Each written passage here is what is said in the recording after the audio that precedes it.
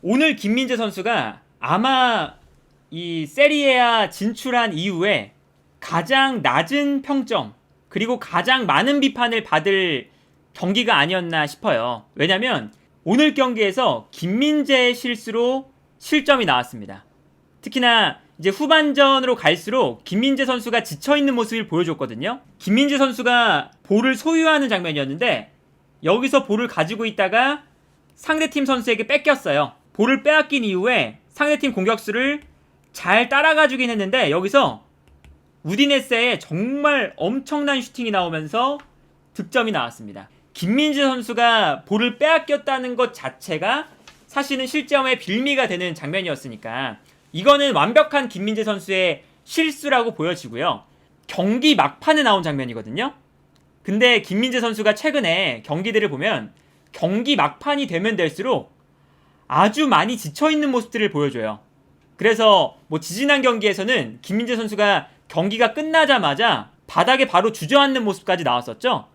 그러니까 김민재 선수가 얼마나 지금 많이 뛰고 있냐면 지금 이 나폴리 전체에서 김민재보다 출장 시간이 많은 선수가 메렛 골키퍼 그리고 오른쪽 풀백인 디로렌초 단 두 선수밖에 없습니다. 그만큼 김민재가 나폴리 내에서 엄청나게 많은 출장 시간을 소화하고 있어요. 이 장면에서는 웨스티고르가 앞에서 끊어내야 되는 상황인데 못 끊어냈거든요. 그래서 김민재가 뒤로 달려나가고 있어요. 그런데 여기서 이제 웨스티고르가 끊어내지 못한 것이 첫 번째 문제이긴 했지만 여기서 볼이 떨어질 때 김민재와 우디네스의 공격수가 경합 상황이거든요. 근데 여기서 보통의 김민재라면 절대 밀리지 않았을 텐데 여기서 밀려서 볼을 뺏깁니다. 경합 상황에서 패배를 하면서 우디네스가 볼을 가져가요. 그래서 여기서 이제 그 우디네스의 기회가 나오거든요. 이제 이런 것처럼 오늘 경기 보시면 나폴리가 경기 막판으로 갈수록 전체적으로 선수들이 많이 지쳐 있었는데 김민재 선수가 가장 많이 지쳐 있는 모습을 보여줬어요. 근데 여기서 이제 김민재가 지칠 수밖에 없었던 이유가 있습니다. 기본적으로 첫 번째는 오늘 우디네세가 계속해서 김민재와 제주스의 뒷공간을 향해서 볼을 뿌려줬어요. 그리고 우디네세가 원래 그렇게 하는 팀이기도 하고요. 최전방에 데울로페우와 베투 이 빠른 두 명의 선수가 있거든요. 데울로페우가 경기 중간에 부상을 당해서 나가긴 했지만 오늘 경기에서 계속해서 우디네세는 나폴리의 수비 라인이 올라와 있을 때 이 두 명의 선수가 뛰어들어가고 계속 스피드 경쟁을 붙여줘요. 이 김민재와 오늘 경기에서 베투가 계속 스피드 경쟁을 붙었거든요. 여기서는 문제가 잘 안 나옵니다. 근데 제주스가 스피드가 다소 느린 선수죠. 그래서 데울로페우랑 붙었을 때도 제주스가 놓치면서 이 뒷공간이 열리고 그리고 베투가 순간적으로 데울로페우랑 자리가 바뀌었을 때도 베투가 뛰어나갈 때 제주스가 스피드가 안 되는 모습을 보여줬어요. 제주스가 공격수를 놓치면 김민재가 달려와서 커버를 해줘야 되는 상황이 늘어난다는 것을 의미하죠. 그래서 오늘 김민재가 스프린트를 해야 되는 순간들이 너무나 많았어요. 김민재가 올라가 있을 때 주앙 제주스가 뒤에 있는데 여기서 베투가 뛰어들어가고 우디네세는 제주스와 베투의 스피드 경쟁을 붙여주거든요. 근데 여기서 베투가 제주스보다 훨씬 빨라요. 그래서 이 다음 장면 보시면요. 제주스가 따라가다가 베투를 못 따라가죠. 그리고 옆에 있는 베투는 계속해서 뛰어나갑니다. 그러니까 이 장면에서는 김민재가 분명히 앞에 있었는데 뛰어 들어와서 앞으로 계속 커버를 해줘야 되는 상황인 거예요. 뒷공간을 오히려 김민재가 커버를 해줘야 되는 상황인 거예요. 김민재가 어쨌든 잘 따라가서 막아 세우긴 했는데 여기서도 엄청나게 스프린트를 많이 해야 되는 상황이 나왔던 거죠. 그리고 이 장면도 마찬가지죠. 김민재와 베투가 붙어있을 때 계속 이제 우디네세는 뒷공간으로 볼을 보내줍니다. 근데 이렇게 스피드 경합이 나왔을 때 김민재가 베투와의 경합 상황에서 스피드 싸움에 패배했던 적은 없어요. 뭐 다른 장면도 마찬가지죠. 이 장면도 보시면 내려와서 베투가 받을 때 김민재가 올라오고 있는데 이때 김민재가 올라오니까 베투가 바로 돌아뛰기 시작하거든요. 베투가 돌아뛰면서 김민재를 속였죠. 그러면서 김민재가 베투를 뒤따라가는 장면이었어요. 그리고 우디네세는 뛰어나가는 베투에게 패스를 보내주는데 여기서도 김민재가 따라가서 베투의 스피드를 따라잡았고, 여기서는 이제 메레 골키퍼도 나와주면서 베투에게 뒷공간을 허용하지 않는 장면이었습니다. 근데 이렇게 계속해서 경기를 보다 보면 우디네세가 이 김민재를 뛰어다니게 만드는 장면들이 많이 나왔죠, 실제로. 그리고 이제 아까 보시면 제주스의 스피드가 느리다 보니까 김민재가 제주스의 뒷공간까지 커버해줘야 되는 상황들이 계속 나왔습니다. 그러다 보니까 김민재가 일정도 빡빡한데 오늘 스프린트 횟수도 많다 보니까 후반전이 되면 될수록 지치는 모습이 나왔다. 우디네세의 경기 스타일도 경기 스타일이지만 여기에 더해서 오늘 제주스와 김민재의 호흡이었거든요. 근데 제주스가 스피드가 안 되니까 결국 옐로 카드를 받았어요. 오늘 나폴리가 3대 0으로 리드를 해 나가면서 사실은 로테이션을 많이 시켜줬거든요. 지엘린스키 나가고 올리베라 나가고 이러면서 베스트 11에 있는 선수를 로테이션을 몇 명 시켜줬어요. 그런데 김민재만큼은 로테이션을 시켜줄 수가 없었습니다. 제주스가 옐로 카드를 받았기 때문에 김민재가 빠질 수가 없는 거예요. 그래서 오늘 스팔레티 감독이 어떤 선택을 했느냐, 김민재를 빼주는 게 아니라 제주스를 빼줬어요. 그리고 웨스티고를 넣어서 김민재가 자리를 바꿔서 왼쪽, 웨스티고르가 들어와서 오른쪽 중앙 수비수가 됐었죠. 그러니까 이게 월드컵을 앞두고 보통 다른 선수들은 이제 로테이션을 좀 시켜줬는데 수비 라인은 우디네스의 공격력이 날카롭기도 하고 그동안 많이 뛰었던 김민재를 그냥 경기장에 놔두고 경고를 하나 가지고 있었던 제주스를 빼고 웨스티고르를 넣었거든요. 김민재가 쉴 수 있는 시간조차 계속 주어지지 않았다.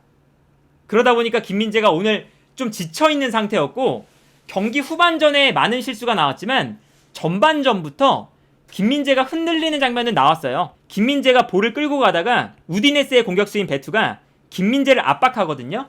근데 여기서도 김민재가 순간적으로 베투의 압박을 이겨내지 못하면서 베투에게 볼을 빼앗기는 장면을 볼 수가 있었습니다. 사실 이런 게 평소에 김민재라면 나오는 실수들이 절대 아닌데 오늘 경기에서는 김민재가 많이 지쳐있다 보니까 이런 실수들이 많이 나왔다.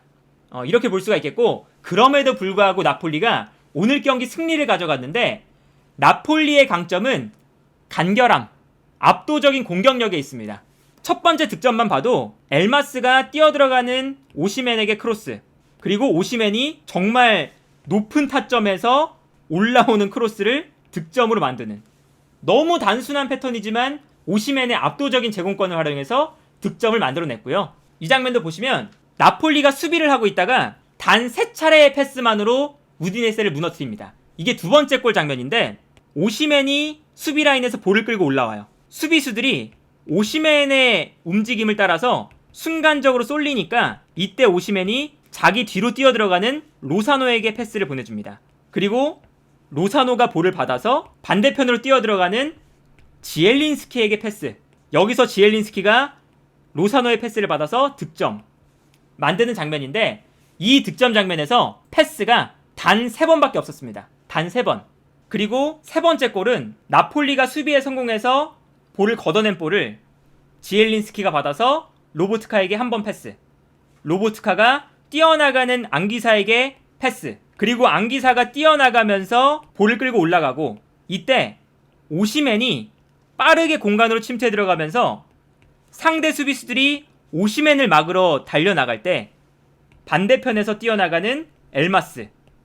이때 엘마스에게 앙기사가 아주 환상적인 패스를 또 넣어주고 여기서 엘마스가 넓은 공간에서 볼을 잡은 이후에 자신에게 달려드는 수비수를 한 명 벗겨내고 득점. 요 장면에서도 사실은 나폴리가 패스를 많이 하지도 않습니다. 수비에서 볼을 끊어낸 이후에 지엘린스키, 로보트카, 앙기사, 엘마스 단 4번의 패스로 득점을 만드는 장면이거든요.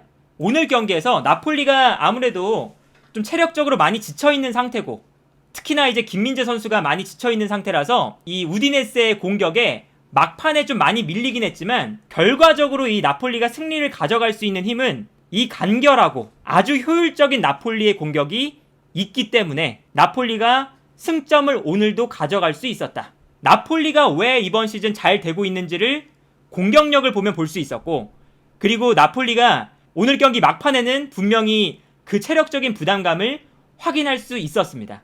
그리고 특히나 김민재가 많이 지쳐 있었고, 오늘 경기는 분명히 김민재 선수가 실수하는 장면도 있었고요. 치명적인 실수로 우디네스에게 실점을 허용했기 때문에 오늘 경기만큼은 아마 이제 평점도 낮을 테고 김민재 선수의 실수가 나왔다는 비판을 많이 받을 텐데, 이게 사실은 김민재가 너무 경기를 기본적으로 많이 나왔고, 김민재 선수가 얼마나 경기를 많이 나왔냐면요, 챔피언스리그 6경기 모두 90분 풀타임, 그리고 세리에 15경기에서 오늘 경기는 집계가 아직 안 됐죠. 세리에 15경기에서 한 경기 빼고 모두 선발 풀타임입니다. 그러니까 지금 나폴리가 했던 챔피언스리그와 세리아 리그 경기를 합해서 21경기 동안 20경기에서 풀타임을 뛴 거예요. 그러니까 엄청나게 경기를 많이 뛰는 거거든요.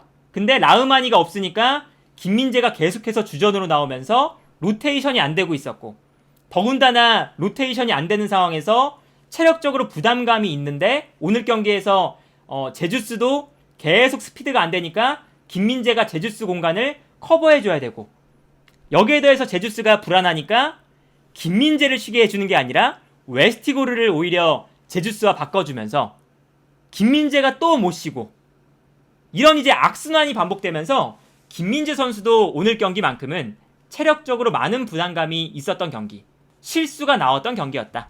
그래도 다행히 지금 이 나폴리는 어쨌든 승리를 거두면서 무패를 이어나가게 됐고요. 나폴리가 지금 성적이 어마무시하거든요.